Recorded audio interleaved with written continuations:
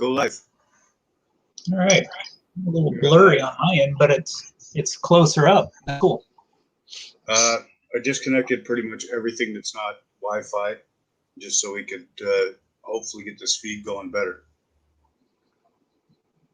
All right. So, practice chat in the books. Getting a feel for this. So, we've spoken a number of times, Ron. Yeah. Of course, there was the Bell Go Media, I believe it was, video, little like short documentary. Oh, yeah. So let's go back there. That was done. So there's a fellow here. He lives down in Auburn, which is south of Seattle, and he's hold up. This is our wild man from Washington. Is that right? Yes. Yes. Probably. So he was a web designer. He's done some interesting stuff, and I did an install for him. And then he introduced me to another guy to do an install for, and he happens to be a videographer, and he does a lot of video commercials and photo shoots and things like that. And he was very interested in the whole lightsaber building making process. Well, I don't really machine sabers. I do some basic metal work, right? Not yet. I'm getting there. I've got the lathe and mill going. You should see my current project to try and better mount those. It's a woodworking project. I'm not a wood guy anymore. But he wanted to make this video, and he's a young guy in his 20s.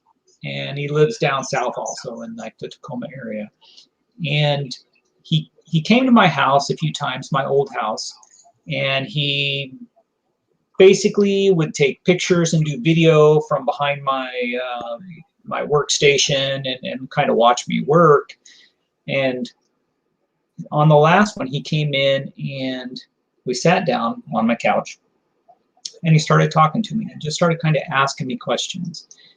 And the whole premise or the whole idea of the video that he was trying to make, which was just to show somebody doing, an install on lightsabers, became something much different. How I got into the hobby, the things that affected my life, and why I kind of dived deeper into it and started doing it more, and how it became kind of a bit of a solace for a while on getting free of all the emotional stuff around me pertaining to the passing of my first wife, and being a single parent and dealing with that grief process, and having an outlet and having a hobby.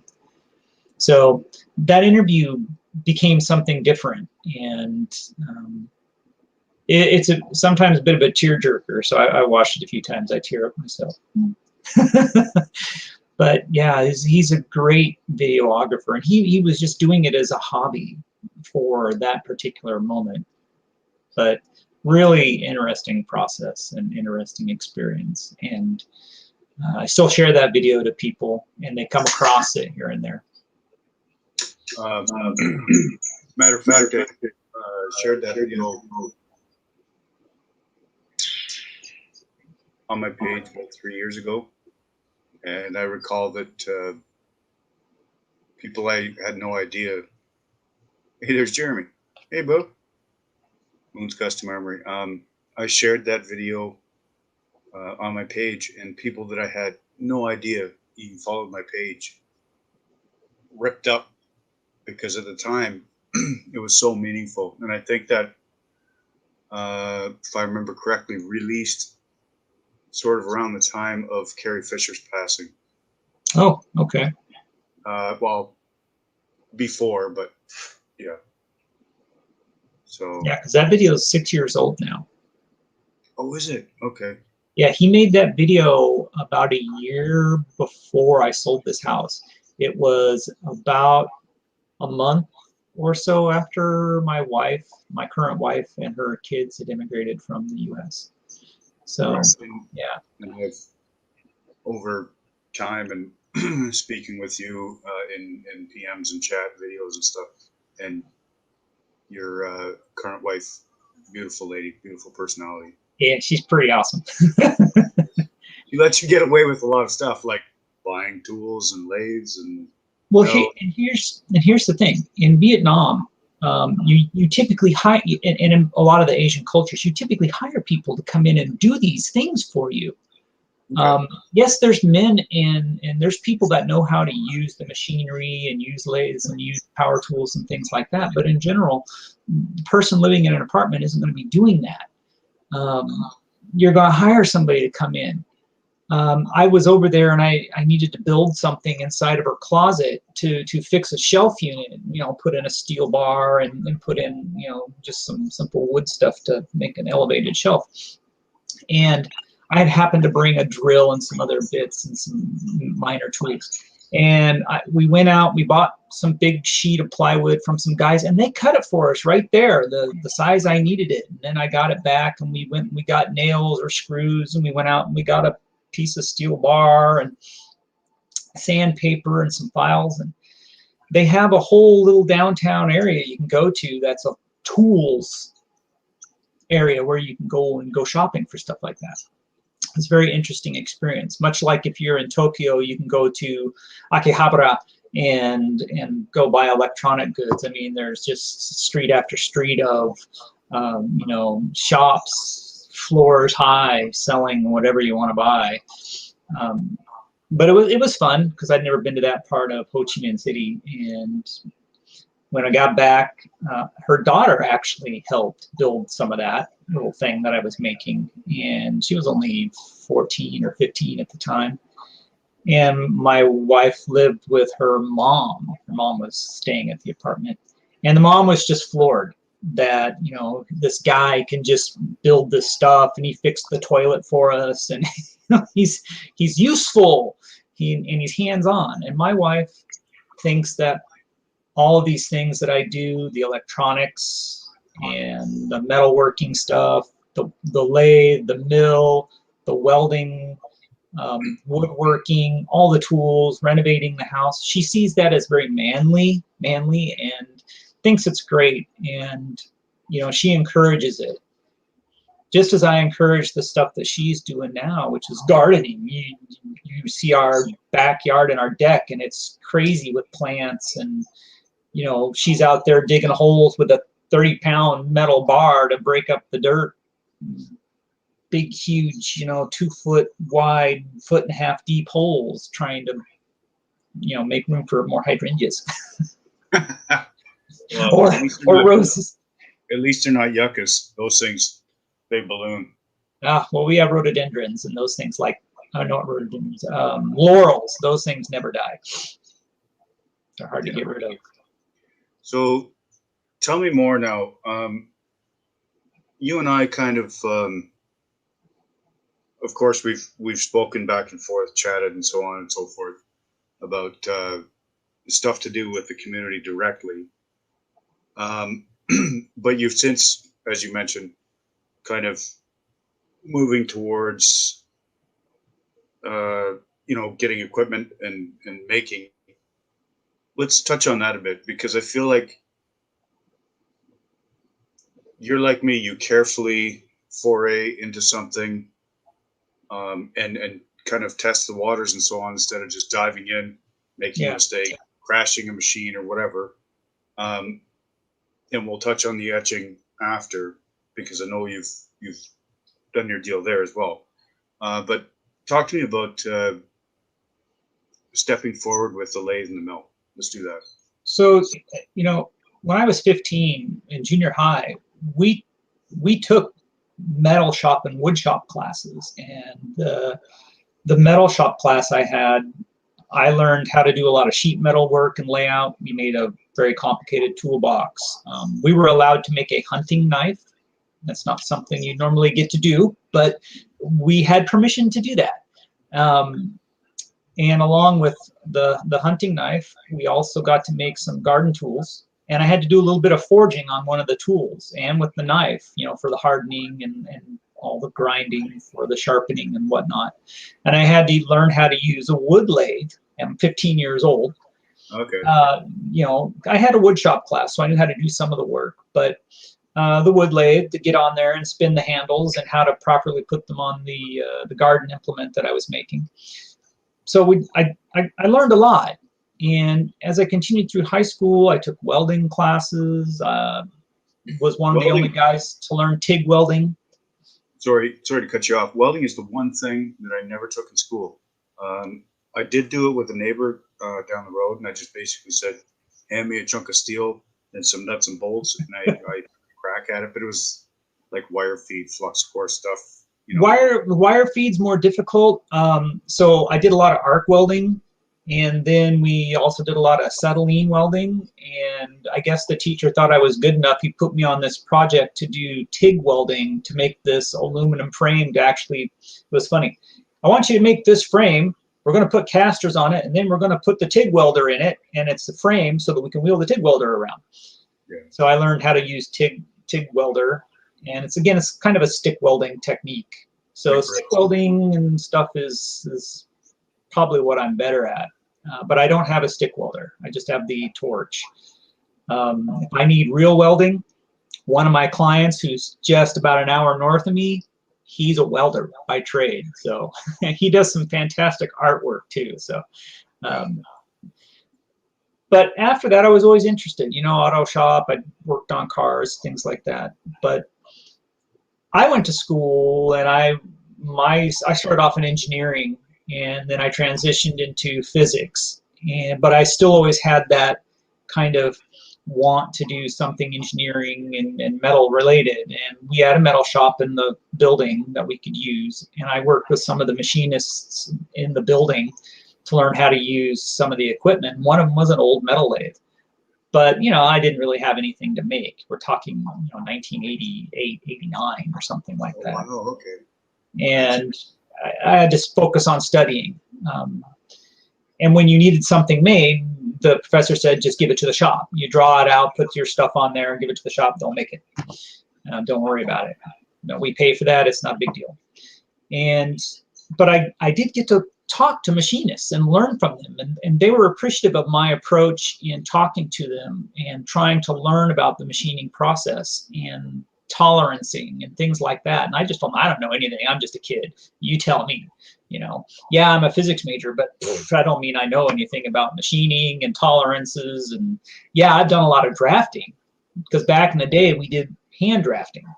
So it was all three-dimensional isometric drawing and 2D drawings all by hand. I can do that, no problem. So as progressed through the career, I went into IT, and I didn't look back on engineering, but I've always wanted to make stuff, and I like being able to do that. But when it came to an actual owning the metal lathe and the mill, I knew I needed those things, but I didn't really want to foray into too much because of all the tooling and all the skill required. I didn't think it was something I could learn quickly, but I've since started picking it up with YouTube College, watching a lot of videos. I talk to you occasionally. I talk to Aaron Tromley over at Solo's Hold. He pokes me once in a while about, you know, if I ask him a question, he'll actually answer it and give me a good answer. He's good that way. Yeah, so, you know, the support from within the community, like this one Facebook group that we're all in about, you know, that's more on the machining, that's been fantastic help. The Saber Fabrication Cooperative. Yeah, and it's nice to know I can ask a question if I need to. I've been lucky in that a lot of the stuff, I find it on YouTube first, or I've watched the video. There's this woman, her name is, she goes by Blondie Locks. It's kind of funny. She does a lot of machining videos, so I actually learned quite a bit. She does a pretty good step through on things. She's using a bigger lathe, obviously, than what I'm doing, of course, but it gives a good rundown. So I've learned some of the proper bits to use and things like that. Milling, on the other hand, still getting the hang of, right? So, so the key thing for me was that I've done some stuff with the lathe and turned some parts down to make some shrouds. And just the quality of of the machining wasn't really there. I wasn't really happy with it. I had to do a lot of extra work to the outside. So I think that's when I was talking to you about not speeds and feeds, but more about the vibration. So that vibration from the table into the lathe and into the part and then into the piece is a big deal. It's like carving a record. Any kind of vibration. Yeah. So I've gone out and I bought a table that I hope is going to be solid enough, and it's got a solid wood top. I've taken the top off. I'm going to reverse mount some other wooden panel to that, and that wooden panel is going to have the mill on one end mounted to it and the lathe on the other end mounted to it. So the whole thing will be this big solid thing, because the current table I have the mill on is just not good enough for that weight, for that table. And I think this other thing will. And if I have both these heavy objects sitting right next to each other, I should get a much more sturdy base, and I should be able to get much better parts. And the way in which I'm constructing it should allow me to pull one or other of the instruments off of the bench if I need to make room for something else. But I don't jump in both feet on that. I mean, I do a lot of research. I ask questions. Is a 7x10 going to be big enough? Which I've now determined it's not. A 7x14 would have been better. But I now know I can go to a little machine shop. I could tear the whole lathe apart, and I could actually just buy a longer bed and just put the whole thing back together. And I only spend less than $200 to basically extend out the bed 3 or 4 inches. Okay, I didn't know that you run 10-inch. I thought you had 12. 7x10. I think it's a 7x10. I have to go back and look. It could very well be. Which, I mean, it's Harbor Freight special. Yeah. Yeah. Well, I have a Sieg, and I built probably getting close to 40 Sabers now, I think, on that thing. And the only thing is, I run the nuts off it, but the lead screw is starting to get a little worn, so I can't back the the carriage out as much as I would like anymore. So it makes boring some stuff a little bit difficult. But little machine shop, that's a pretty good place to buy some extra parts. And the nice thing about that site is the parts you're buying, they actually have a chart you can look at to see if the part is compatible with the lathe you own. Yeah. So that was a great help, because I bought a steady rest from them, and I bought a 4-inch chuck and adapter plate. So I went ahead and upgraded the chuck from a 3 to a 4-inch because I wanted to do a little bit bigger material. The 3-inch won't grab onto that 1.5-inch diameter tubing. Oh, you have to use the external jaws. You have to flip them. They come in 2 sets, internal and external. Yeah, the internal jaws weren't tight enough to hold it. No, you have to put the external jaws onto. But anyway. Yep, and the 3-inch chuck, the jaws didn't extend out large enough for that. Oh, okay. They would fall out, right? So I had to go to a 4-inch chuck that had the range to then clamp around the outside of the tubing. Right. So you touched on the milling machine. Let's talk about that there. So I noticed that, and in reading, because it comes with a chuck spindle, and a chuck spindle is not really going to give you a good machine surface. It's not really a good idea to use a chuck spindle with a bit. So I went out and I got the SR32 or CR32 collet, and I got the collet inserts that you can put in it. And the inserts are different sizes, and that provides a much more stable and work environment, because it's not going to have that flex that you get out of a 3-jaw spindle chuck, because those teeth are going to have flexibility in them. Even though you've got it clamped down, you're still going to have some flexibility in there when you're trying to work on something, and that's going to give you kind of a worse finish, or not work as well. Plus the table I'm on, I got it sitting on, isn't good at all. You get on something, if you take too big a bite out of it, the whole thing starts, the whole table, vibrates. Next thing you know, your workpiece goes flying out.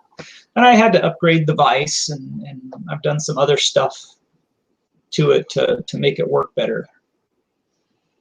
Nice. So it's been a learning process, and the stuff takes time, and you have to learn how to take your mill partially apart, or your lathe partially apart. Like, I've replaced the tool post, I've taken the damn thing apart because I had chips getting up into the cogs, and then the speed and feed thing wouldn't work right. It hit something and scar across the material, and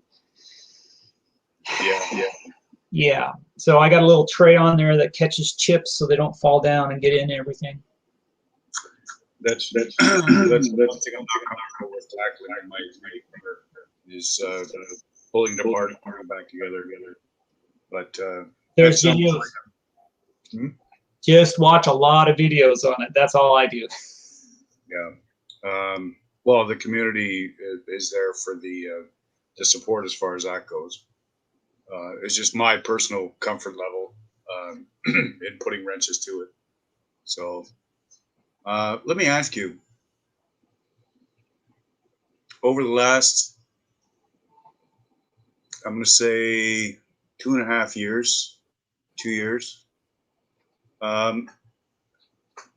we've gone through the whole pogo pin connector, the sporadic weird guitar connectors or mic connectors or whatever to get to NeoPixel, and then smooth swing.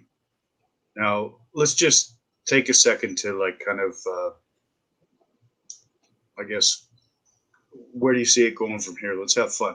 Where's it amidst the Disney scrolling tape measure or whatever? That thing's interesting. So that let me touch on that real quick. So that scrolling tape measure thing. I have a friend that I went to WSU with. We were in the physics program together. He's got his PhD. He does a lot of laser physics stuff.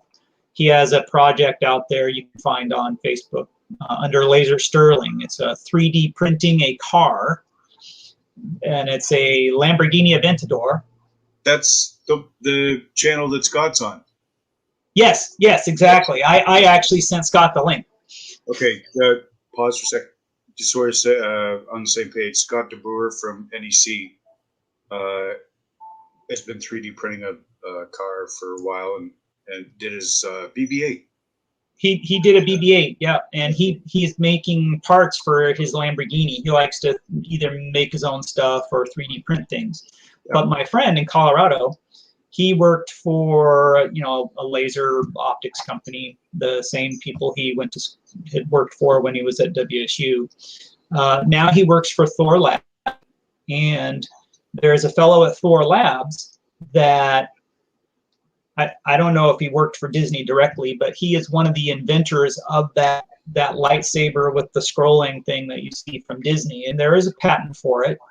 Really? Yeah. So my friend said I can bend the guy's ear at some point, so I'd like to talk to him. But he's not. He doesn't monitor the Saber community or anything like that, and he's not, I guess, so big into it. But it'd be interesting to talk to him at some point. But my other friend, yes, he actually 3D printed the entire skin of a car for his Lamborghini that he self-built, and he made the frame and he put the motor in. He's done the brakes, the whole thing, all the wiring. He tried to print as much as he could. Some of it's actual Lamborghini parts, secondhand, or custom stuff. So, but fun channel to watch and see the progress on that. Nice. Yeah, and smart individual, nice guy. Can't say enough good things about him. And he did it as a STEM project to try and teach the kids in the area, because his son was 10 or 11 at the time when they started it. Nice. So, and he's gotten a lot of nationwide. Lamborghini actually gave him a car, to just tool in for like a couple of weeks. They were so impressed with his project. Yeah. That's awesome. He's really a good guy. But the Saber stuff, that's interesting. The soundboard's kind of an interesting thing. I know Scott may or may not do soundboards again. that's up to him. There's some history in there, and I understand a lot of things from Scott after some conversations I've had, and I'll let him talk about those things if he wants to. I don't want to speak for him. But the real, he did real swing, and then we've also got smooth swing. So smooth is okay. I think the difference is the processor and the way in which it reacts on the board. The fast reaction that you get makes it seem that the sound to motion is better than what it probably is. To me, the sound is still flat. Scott's coming in from a different standpoint of an audio person and a person who does actually plays an instrument and does sound mixing stuff. He made his profile for the sounds a little bit different. So when you were to swing an NEC R5 that had the real swing, you get a sinusoidal Doppler effect out of the sound. And so instead of a flat sound or a ramp sound, you get that sinusoidal curve, that Doppler effect. Wow. So you get the near far. So you get that effect in there that you don't get from smooth swing. A lot of people like the smooth swing, and it's great. I'm getting used to it. More and more of the board makers are using it. I think Golden Harvest might be using it now. And of course, the Profi D3 coming out, and the previous two use it. And then CFX, Irv Plechter has switched over to using it. And I think having that baseline of using that one sort of sounding profile now means that everybody's making fonts that work across all the boards. Smooth swing for Golden Harvest is going to work. Those fonts are going to work for CFX. They're going to work for the Profi. So now the guy only has to make one set of fonts. Actually simplified the whole font process for those guys. And I think that's great because that's going to help everybody. It's going to help them. And then they only have to support one set of fonts.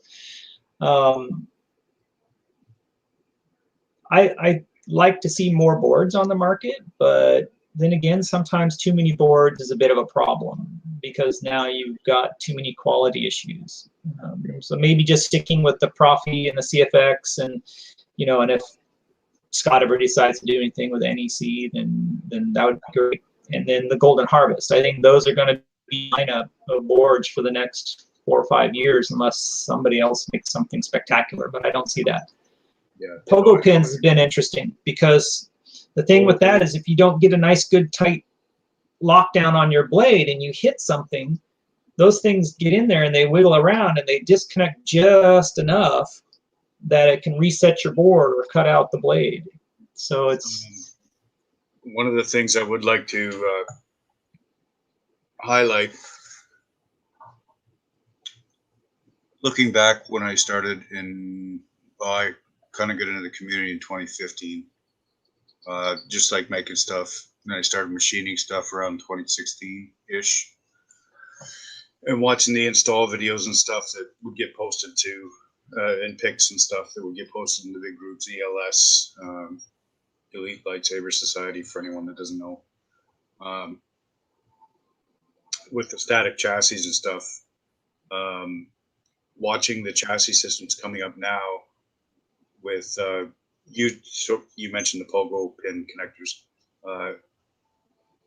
using a chassis with the Pogo pin connector, fully removable. So you can literally pop the,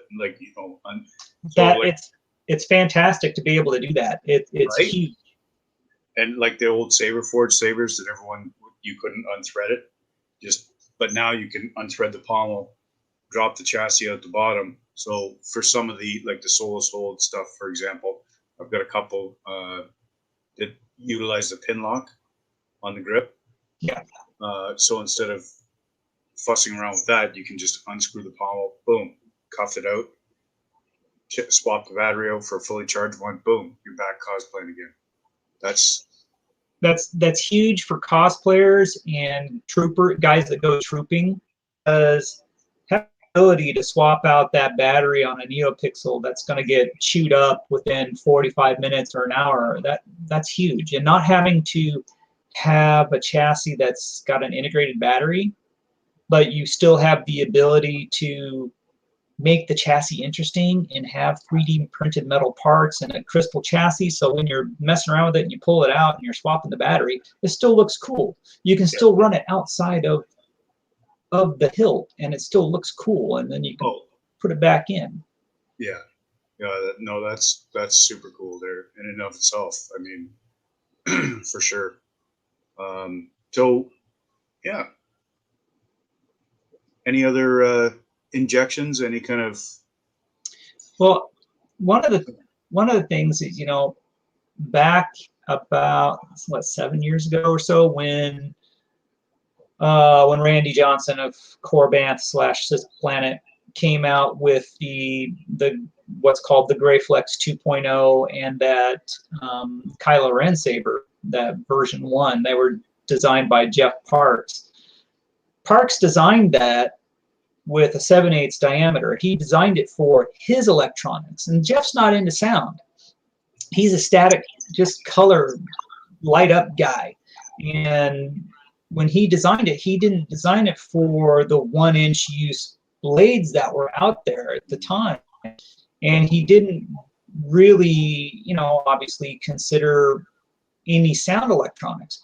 So the only things that really worked for those 7/8 diameter, like definitely the Kylo, was either a nano biscuit, which was going to suck and not really work that well, or it was the NEC board from Scott, because I ended up buying a bunch of those, and it was the only thing I could get in there to fit that was slim and that could actually run the Quillions and a main, and do it successfully.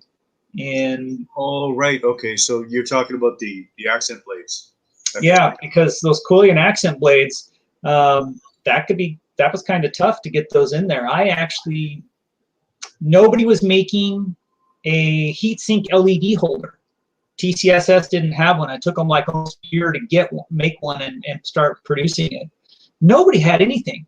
That's why I had to make my own. I went out and I got copper rod and I got copper tubing, different sizes, and then I just started cutting the stuff to length and press fitting a ring of the copper into a slightly longer tube, and sanding things down to the right size and making my own heat sink. And I had to take the LEDs, because at that time they weren't turned down. I was in there, I'd file them down until I could get enough of it off so that it would fit inside the holder that I made,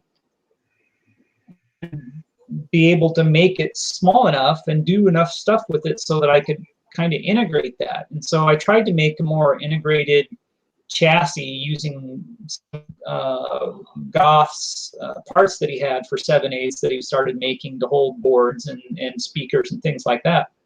And I was able to make a more one-piece deal, other than the fact that you got the wires kind of stuck to the Quillian, so that was fun. So I had to invest in looking at little micro connectors, the smallest things you could get that would be able to efficiently run current. I had to find a single 10mm PCB, and then I had to sweat the LEDs on there myself so you could at least light up the Quillians, because that Corbanth version 1 was so small.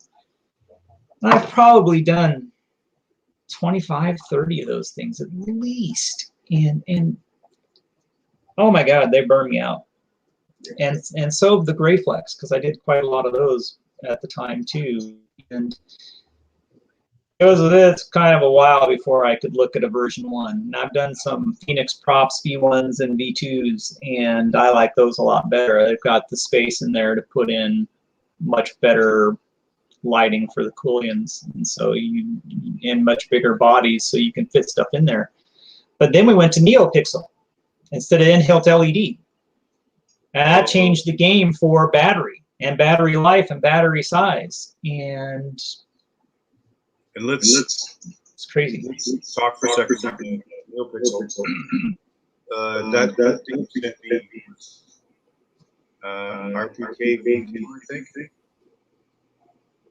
And that was 3 years ago, I think. And I just finally experienced NeoPixel last year. Boy, oh boy. I mean, I still have an in-hilt here. Oh, I have in-hilt, but the NeoPixel stuff, I have that too. It's a game changer.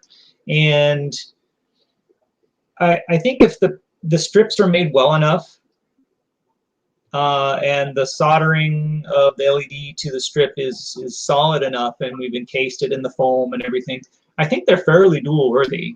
I mean, you can do okay with them, and they're not as bright as I think they initially were. And you know, that NEC board, the Igniter 3R3, I think, Scott made it so that he could literally go in, swap out your SD card, and if you had the wiring in there, you just swap your pixel thing for the in-hilt LED, and you could swap the functionality. He was like the only person that did that. And he came up, he was using the GX16 connector on his blade to plug into his hilt. That was it had the little like button on the side of the connector to unlock it. No, it's just keyed, and it's a GX16. It's like a 12-pin connector or something like that, and it just plugs in. It's small enough, and it can fit inside the blade. And he did that, and he even made a recharge plug for it, so he could just plug a connector in to the end and be able to recharge the battery in the hilt. Okay. So you just had to wire it correctly on the part. But yeah, you just plug your blade in, and then it would complete the connection, and you could turn it on. So yeah, and Scott did some really fantastic things. Like, you've seen guys trying to do 3-strip pixel blades, and I know Space Window has been doing some of that. But Scott's the one that actually is the first one that did that, and he's one of the first ones that came out with NeoPixel. Well, they call them NeoPixel, but those pixel LEDs on an actual PCB that was small enough that you could get it inside of a really small 7/8 or even smaller blade. You're talking about the straw hat build? No, you put the straw hat at the end, but he actually made the IntelliBlade. That's what he called it, and the PCB strip that had all the NeoPixel, you know, just the square ones, they were 35/35s. They ran the full length, but it was a hard PCB, so it was very rigid and inflexible. And you had to put 3 of them together and then into a triangle, and you could fit them into your blade. And yeah, it was bright, but yeah, the current consumption didn't allow your battery to last long. But you didn't get any of that shadowing that we get from the back-to-back 2-strip thing that we do now. If you build one, I know KR took, you know, KR Saberist took, I think, you know, probably Scott's idea with the PCB with the pixels on it, and made a single one that had the pixels on both sides. And I actually saw that idea from Peter Zhang, the guy who was in Saberist. He used to do all of Jeff Park's Sabers before they had their falling out. 89. And he was working on some Sabers for a guy doing some work for in Singapore. Once hilt I sent you some machining on for me. It was ROTJV version 2 that was made by One Replicas, I think. And oh, okay, that was one I mentioned. Yeah, I found out later it came apart in a whole nother place that I didn't apart, which would have made the machining easier. Or maybe you found out and I didn't. But that one, that was like my hilt from hell to work on, because trying to fit everything, the whole V2 chassis inside that thing, I had to do a lot of modifications even without the work you did for me. But just getting the boards and the chassis and making it all work, and LED stuff was crazy. And I know Peter Zhang had made one that was just regular LEDs up the length of it, and it would work with the old CF9 using, you know, that LED tree idea. Every like 10 LEDs or something was part of a chain. Did CF9 support less technology? Doesn't support the NeoPixel stuff. CF9, that's why he had to make the CF10. He couldn't backtrack the firmware or the wiring, but he was able to do that with the Prism. So the Prism 5, he was able to redo the firmware so it could work with NeoPixel. Oh, sorry. You mentioned segments, so I was like, I know it's not NeoPixel, but I wasn't sure if it was like the segment. It's regular standard, just single color LEDs that you would have to ladder together. It's actually Makoto over in wherever, China, like Taiwan. He actually is really good at that. You want a bright single color blade. He seems to be really good at making those. Yeah. And again, it's that ladder effect. So there was segments, and so you'd have like 8 or 9 LED segments that then get paralleled together, and the segments would come on, and you would get the extension retraction, but it would be in sections. Okay.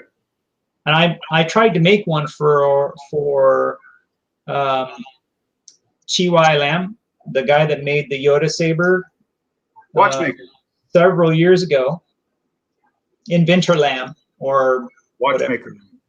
Watchmaker Lam now, yeah. So he got out of doing saber stuff for a while. He was doing remote control cars as well as the watch stuff, but little tiny cars and drone stuff. Yeah, that saber was crazy. I got a CF9 in there, but I was trying to make that stupid LED segmented thing, and it was a nightmare. Shameless plug. Watchmaker Lamp is back and participating on the Nerfworks Lab Yoda run. Yeah, so I don't know what's in the water, or what's in the collective saber consciousness in the universe, if it's quantum mental transfer. So Corbath with his Yoda run, and you've got Chen CC Sabers with a Yoda basically coming out at the time, and then the Nerf Herder group, Nerfwork Lab, doing a Yoda run. So it seems like about every time Nerfworks guys are doing a run of something, somebody else comes out with the same thing, either before them or just after, or around the time. I don't stir any pots. I'm just noticing that it's like it just seems to go on, and whether blade holders that look the same or the pogo pins. I mean, come on. I mean, we know that Vader's Vault did a great job with the pogo pins, and what is it, the guy that they work with also, and that was a great idea with the pogo pins. It's been fantastic, and TCSS reselling them is fantastic. Even a lot of people claimed he was like stealing IP, but really he revolutionized his aspect of it by putting the LEDs on there, and with the versatility that his N-pixel connector has. I mean, yeah, the guy can be kind of, a lot of people find him difficult to deal with, but I've had good conversations with him here and there. And he does try to be helpful. It's just, as yeah, we know he's this way about it. But Dimitri, I like you. You do great work with the stuff that you're doing.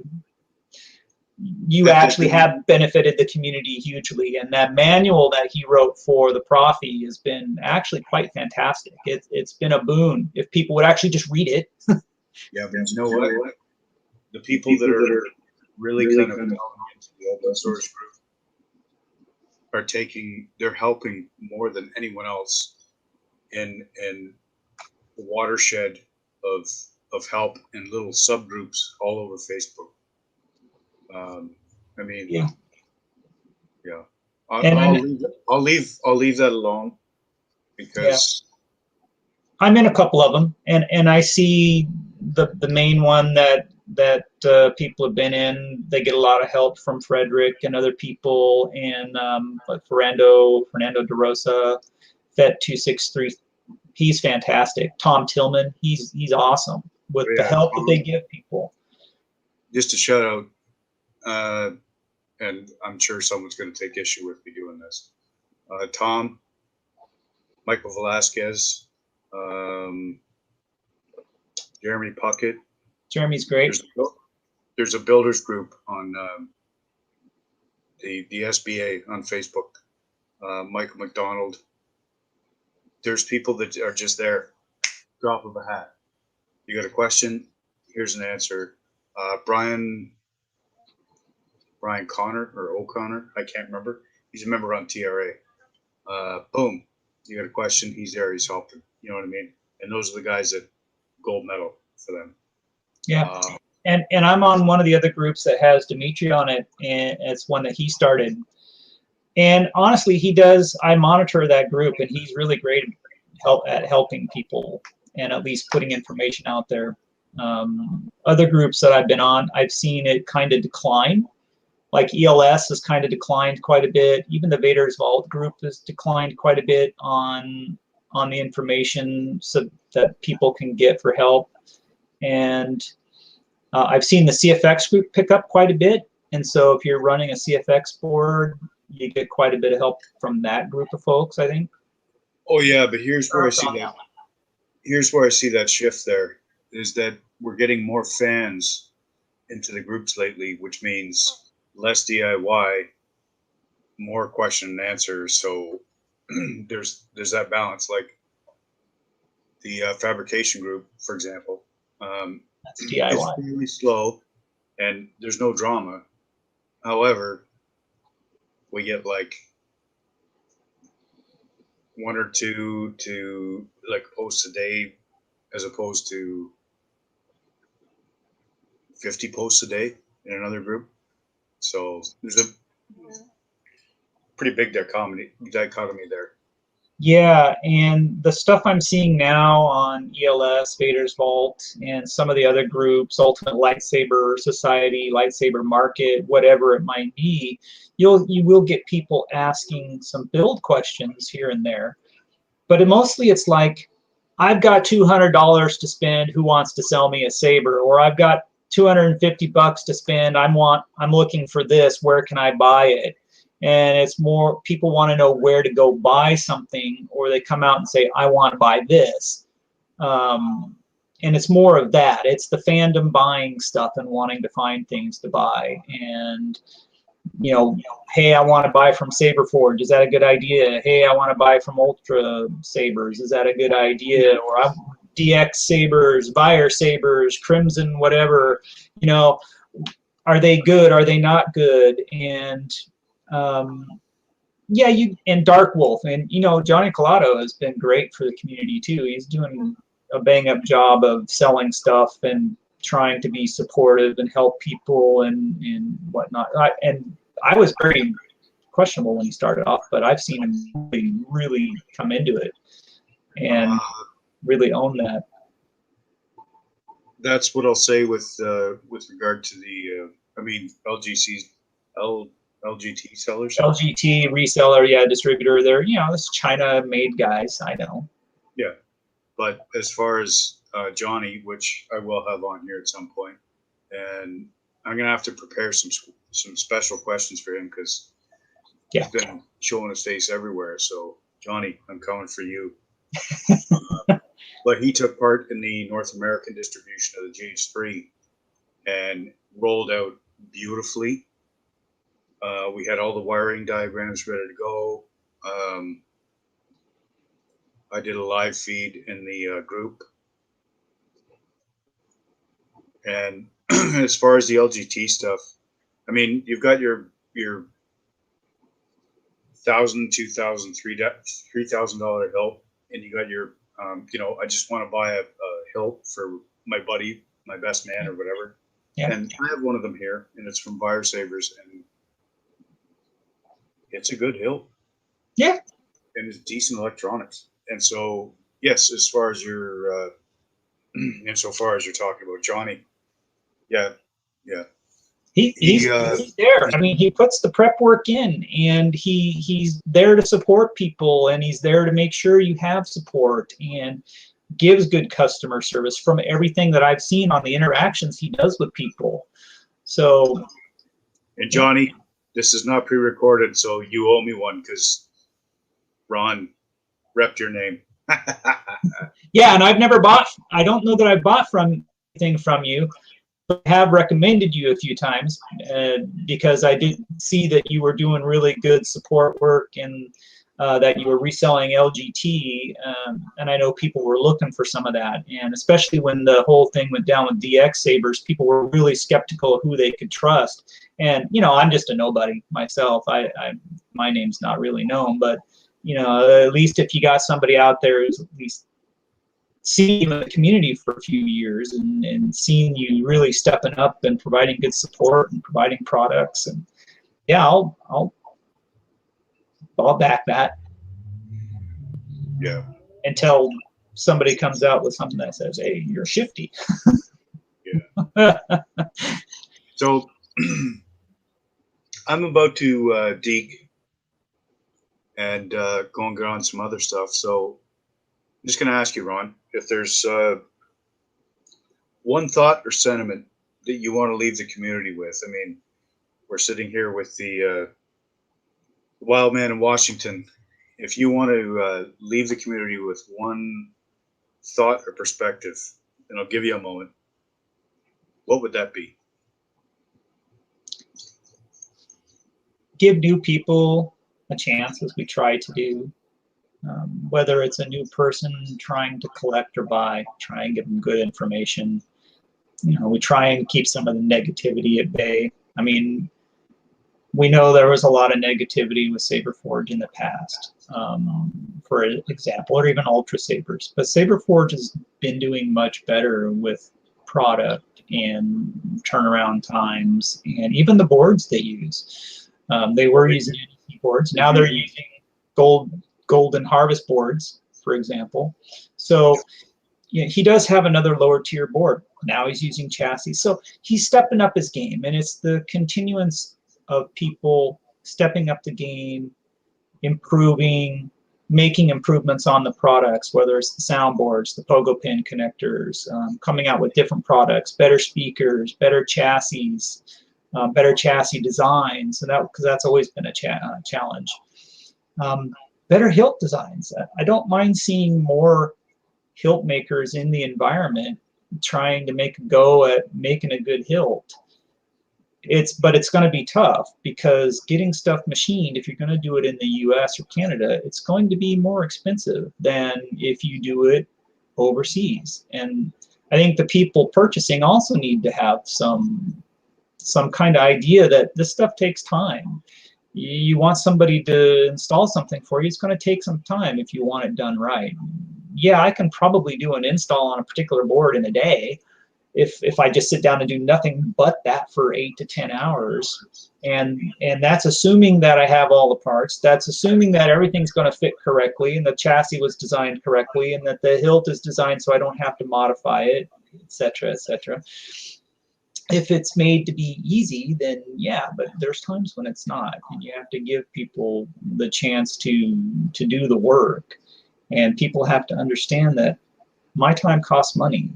My sitting here costs me money when I could be doing something else. I could be spend an hour talking to me, and I have no problem doing that. That's an investment into the community and into myself and into everything that goes on around that. And we have to be willing to make those investments. People that do that are like Tom Tillman, putting out videos.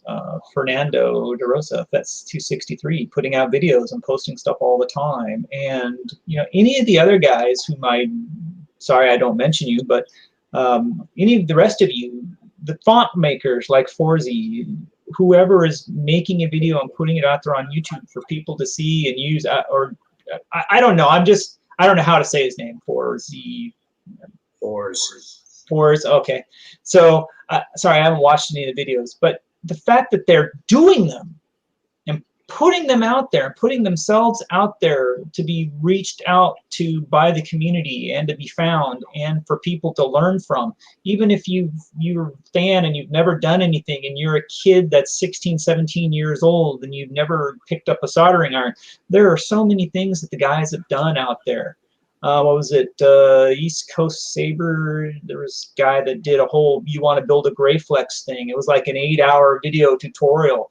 Fantastic, to have stuff like that out there, and we have to keep doing that, and we have to keep refreshing it, and we have to keep using the new stuff as we get it and putting it out there so people know how to do things, whether it's programming your Profi, programming a CFX, or working on a Golden Harvest, or taking a hilt apart. And having said that, here we are, and the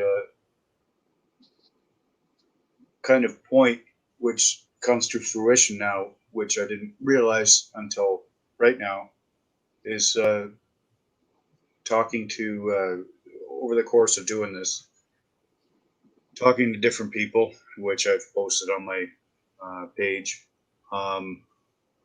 is to cover kind of the history and, what was and what is in the Saber community and the fandom surrounding what we do, is to just a discussion, open discussion. And thank you, sir. This has been a very engaging experience. And I think for a trial run, we have a success. Yeah, I do a little bit too much video chatting for work. And that's the other thing. People don't understand. For me, this isn't full-time. This is a hobby. I just kind of do this for kicks. I don't even really charge all that much compared to what some people might charge. And I just kind of do it to help people or help out the community and to have fun. And for me, I get to see more different hilts through doing this than if I were to just buy stuff on my own. And so it's kind of fun. You work on other things and see the perspectives of other people, what they want to actually get out of the Saber that they want to have stuff installed. Do they want it for cosplay? Do they want it as a shelf queen? What kind of electronics do they want as a basic? Do they want the bling bling everything? Because I've done that too. And while I don't post a whole lot on my page, there's a lot of stuff I do that's there. Just I don't post. I'm lazy, I guess. But the thing is, the people wanting stuff have to have a reasonable expectation of cost versus time versus quality. And we harp on it all the time. And we see people post the Venn diagram of that. And, it's, I think we know people are just, they want things quick. They want it now. And that doesn't happen when you got to make it or machine it or build it or install it or wire it. Even Vader's Vault, for example, if they've not got the Saber sitting there, it's going to take their guy a day or two to build the dang thing before he can send it out. But that's all he does. I have a job. I own a business aside from a job. And I have to help run that aside from my job, aside from the hobby. And one of the things that we do is we actually machine stuff. And we work in the hydraulics industry. And so it's like bringing all my knowledge in. I have my expectation, and I try and help people with theirs. And we have to try and manage that with the community. And we have to do that through our Facebook group pages as we talk to people. Hopefully in a nice enough way that they don't, become offended. Yeah, exactly. Well, it's been nice chatting with you. And, all right. And this is the way. Yeah, this is the way. Every day. Every day is Star Wars Day. All right. Every day is Star Wars Day. All right, man. Thanks for your time, Ron. I got to cut it short. May the Force be with you. Force be with you guys as well. And always. Always. Always. Cheers. Cheers.